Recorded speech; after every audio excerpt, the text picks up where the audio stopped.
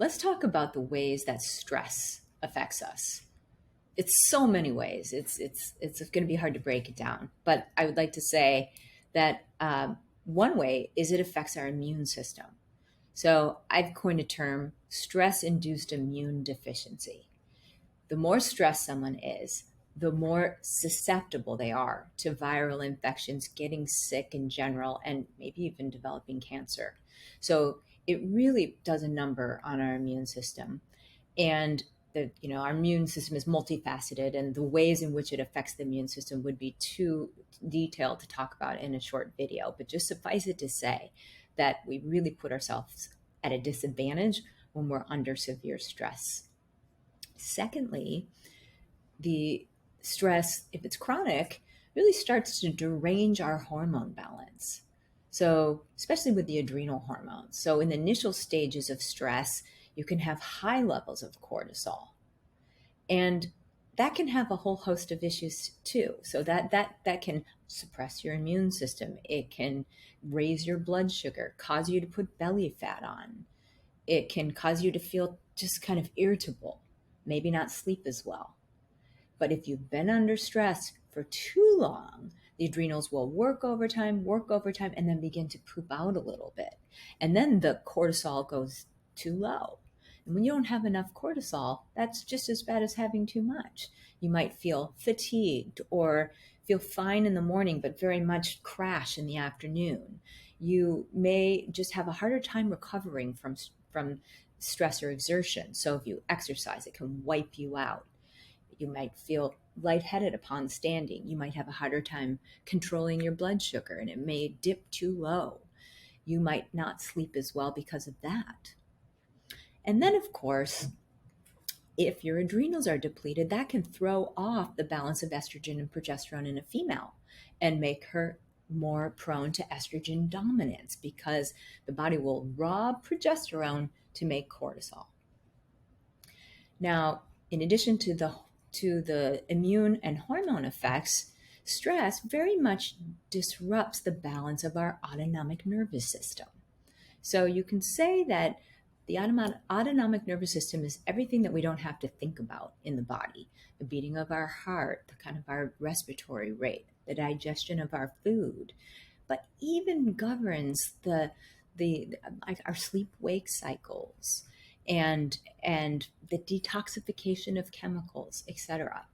And there's two arms to our autonomic nervous system. There's the sympathetic arm and the parasympathetic arm. You can say simplistically, the sympathetic arm is like fight or flight, and the parasympathetic arm is rest or digest. So when you're under a lot of stress, it moves you over into the fight or flight side of that teeter-totter. And then what happens? Basically, none of your organs and physiological processes that you normally don't have to think about proceed as smoothly as they should. So it just affects pretty much every aspect of your physiology. Stress also, and its effects on the autonomic nervous system, can affect your sleep. And so you may wake up more at night or not get into the deeper stages of sleep that are more restorative. So we live in a stressful world, and a lot of things happen to us that we don't want to happen to us, but we have got to find a way to manage the stress that we're under. We have to find a way to maintain our center in the midst of chaos. And that requires that we develop practices that allow ourselves to remain more centered and grounded. So I recommend that everyone develops a meditative practice.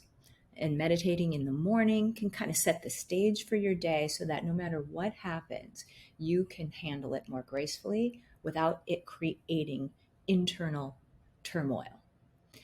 Also, meditating at the end of the day can allow you to kind of ground off and eliminate the stress that you've accumulated during the day before you go to sleep so you can have a more restful night's sleep. I also find exercise to be essential for managing stress personally. And I would say if you try it on for size, you're probably going to find the same thing. But for me, I have to exercise every day.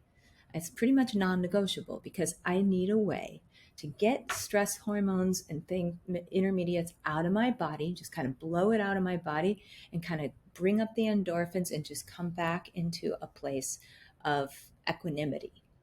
It really helps. I couldn't get by without it. And then eating well also helps, because if you have got balanced blood sugar and you're eating balanced meals at regular intervals, you will have more capacity to deal with the stress that you're under.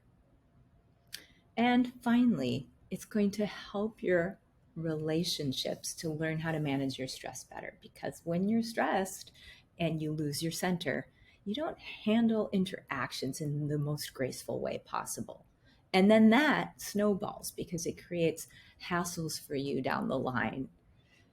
So, for so many reasons, your health and your relationships and your life quality in general, I recommend you adopt some stress managing, relieving practices and try to remain centered in the midst of a stressful world.